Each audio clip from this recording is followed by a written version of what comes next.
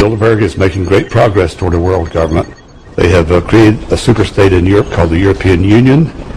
They are intent on creating a Western Hemisphere Union called the American Union.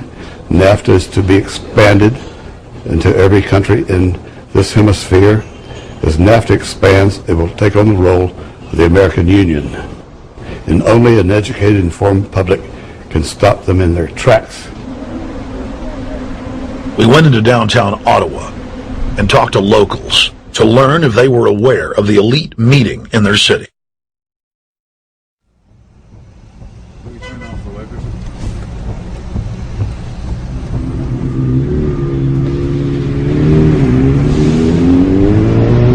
Hey guys, attention just for a second. I just need to tell you that a group just met here in Canada and they're trying to get rid of your sovereignty, merging you with the U.S. and Mexico. See, it's not funny, I'm serious. And your news isn't going to tell you about this. This is deadly serious, so I'm just letting you know and I'm telling you about it. As they say, they are the guys that run the world. They make the decisions for we, and we just carry it out. Sir, did you hear about the Bilderberg group meeting here in town, the 120 most elite people in the world? No. Hey, did you know that the elite's meeting here in town right now? Have you heard about it? The 120 crime bosses? None of you heard of it? None of you guys have heard of the Bilderberg group? They're meeting right now.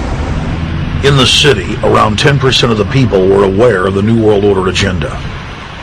When we traveled to Parliament, close to half of the people we randomly spoke to were informed.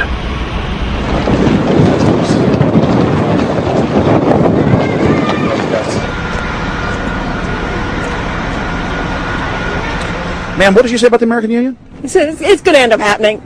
We don't want it, but it's going to happen. Why do you think? Because the Bilderberg Group runs the world. You have the Trilateral Commission that's also part of the Bilderberg, which is the United States, Europe, and Asia. But most of this is public knowledge. Nobody wants to believe that there are conspiracies, that world leaders are already elected before they're voted on. So here we know that Bernard Lord is part of the outer circle. I was surprised to read that Harper addressed the group in 2003 because my understanding was nobody gets into politics without becoming part of the Bilderberg group, and then you find out afterwards that that is the case, that they have. Well, yeah, well, Bill Clinton went there in '91, George Bush Sr. back in like '85.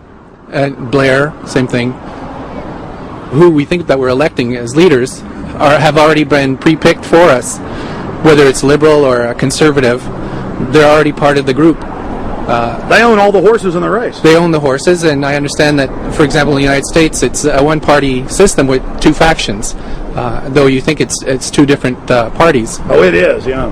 So it's like Bill Clinton constantly vacations with the Bushes, and they call him their son, and they actually staged all that in '92, and all that's come out. It's just all staged. They're not going to let trillions of dollars slip through their hands. The good news is people are waking up, though. When you read human history, when you study it, all you see is elites trying to dominate, subterfuge, Machiavellian backstabbing, and somehow in the last 50 years they convinced Westerners that the government's fine, can do no wrong, trust them. How did this happen? It's easy to lead sheep. I mean, people just follow. They don't want to believe these things will happen. No way. We'll just follow along with the norm. That's all. It's just makes it easier for everyone. What's your view on losing Canada's sovereignty? I like this country to stay as it is, and I love the United States to be there. Back in Austin, the capital of Texas, the public was frighteningly unaware of the nation's peril.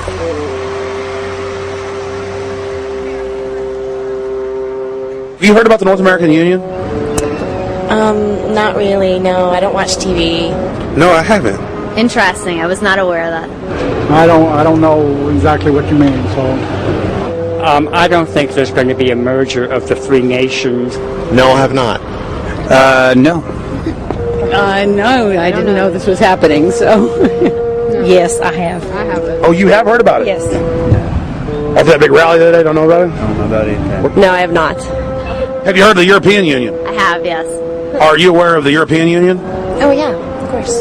Have you heard about the European Union? Heard about them. Do you know about the European Union? No. Europe, 15-member group expanding. A what? 15 nations of Europe merging in 2000. Whatever. For over 50 years, the Bilderberg Group constructed the European Union by stealth under the guise of trade deals. Now the elite are using the same secretive program to complete the North American Union. But this time, superstate integration is on the extreme fast track. International agreements like NAFTA, GATT, and APEC were just stepping stones in the formation of the NAU. The North American Union was officially born at Baylor University in Waco, Texas on March 23, 2005. The leaders of the United States, Mexico, and Canada told the press that they were only meeting to discuss trade. It soon leaked that a secret meeting had been held during the Security and Prosperity Trilateral Summit. The three governments had refused to release the secret agreement to the people. In September of 2006, their treasonous operation was blown wide open. From September 12th to September 14th, in Banff, Canada, hundreds of elected and appointed government leaders from Canada, Mexico, and the United States met in secret. On the last day of the conference, someone inside the secret North American Union Forum leaked the agenda. The front pages of newspapers across Canada carried the story. The Judicial Watch Foundation submitted Freedom of Information Act requests to obtain the full agenda and minutes of the secret assembly. Many federal agencies refused, citing national security. The foundation finally succeeded and did receive thousands of pages of documents. The documents marked unclassified are the blueprints of a shadow government ruling by bureaucratic and executive fiat. The pages chronicle an already operating North American Union. Transportation, law enforcement, agriculture, regulation, banking, manufacturing, construction, education, immigration, and even the military are being merged with no input from the people or their elected representatives in Congress and Parliament. One of the first items on their agenda was to stress how important it was that their plan, quote, be carried out by stealth. The controllers also talked about exploiting the public's fears of climate change to push a continent-wide tax to fund the new government.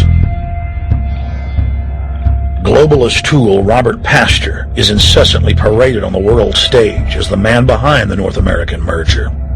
When he testified before Congress, he pushed the idea of a continental security perimeter that erases national boundaries and merges the security apparatus. The best way to secure the United States today is not at our two borders with Mexico and Canada, but at the borders of North America as a whole. In fact, the North American Command, based in Colorado Springs, Colorado, was clearly running the meeting in Canada. For the past decade, the Pentagon has been training with Mexican and Canadian forces and has openly discussed using them inside the United States for disasters and to quell domestic unrest.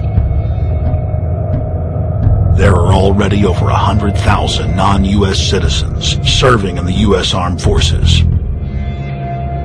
The Pentagon is now expanding its recruiting centers in Mexico, the Philippines, and Eastern Europe. Big city police departments nationwide are lobbying to change laws so they can recruit non-citizens to join the police force. What we are witnessing is a Red Dawn scenario in slow motion. Tyrants throughout history have brought in foreigners to oppress their domestic populations.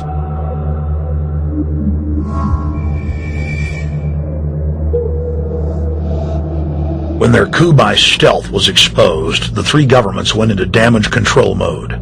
The Security and Prosperity Partnership quickly staged a show summit that was held in Ottawa, Canada in February of 2007.